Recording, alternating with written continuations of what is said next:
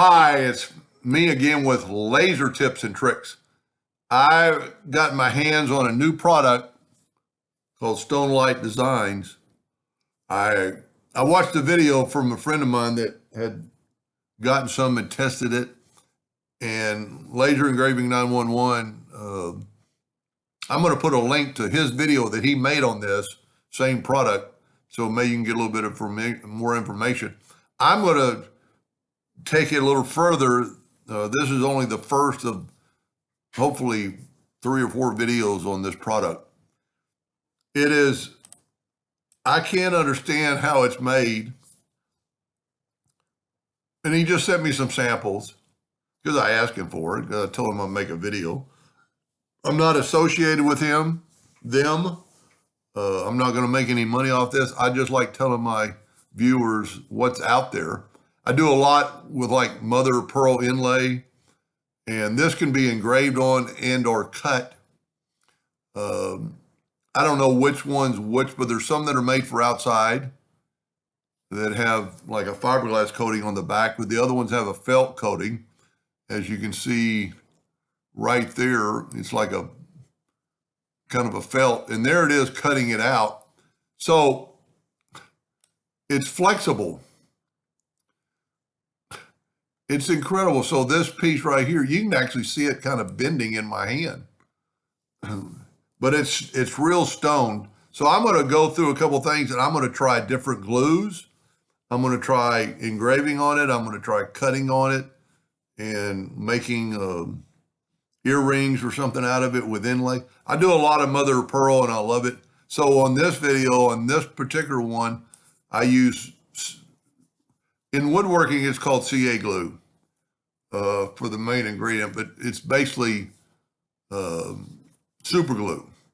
This product right here, if you get your hands on it, it's sold at Woodcraft, is cool because it comes with a bunch of nozzles, and it comes with these little bitty nozzles that you can just pinpoint where you want it. Then after you glue it, you can see it right there. I've got a weight. I do a lot of inlay and a lot of pressure. This thing is filthy. It's been set out in my shop, but it's holding down the letters while the CA glue dries. So this was my first attempt, and I realistically didn't go deep enough. And this product is so thin, I don't think you can sand it. It's got a sealant on it. So then I can just test it. I went ahead and put oil on it, and it didn't change the product, but it looked pretty good. Now this was just, I'm in Central Texas, and it's hot this time of year, and I don't like to spend much time out in the shop playing. So when it starts to cool, next couple of weeks, I'm going to make other videos on other inlays. Now, one thing I will stress, and Michael, when you watch his video from his link, suggested cutting it upside down. Well, not only, and then the flashback could be rubbed away. This is a box that I cut out little pieces on, and it falls to the bottom, and so there's no splashback. I didn't have to do anything to the letters. I didn't have to clean them. I didn't have to do anything except for turn them upside down and put glue on them.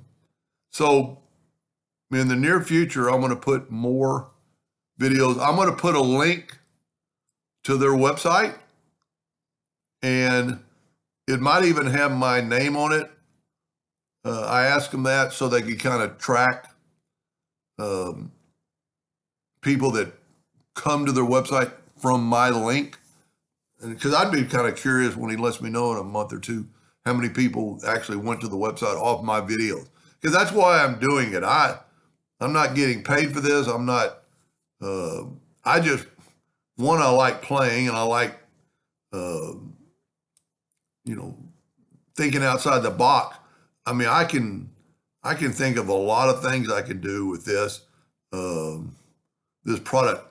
It's some of you might say it's expensive, but it's rock.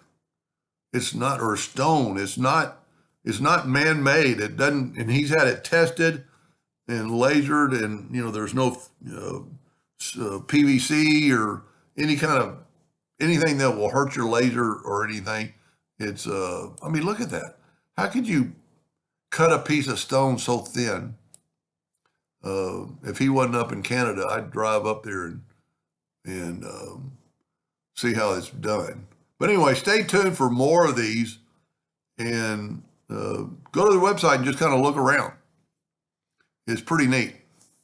Anyway, I hope that helped just a little bit to somebody someday, and thank you for watching.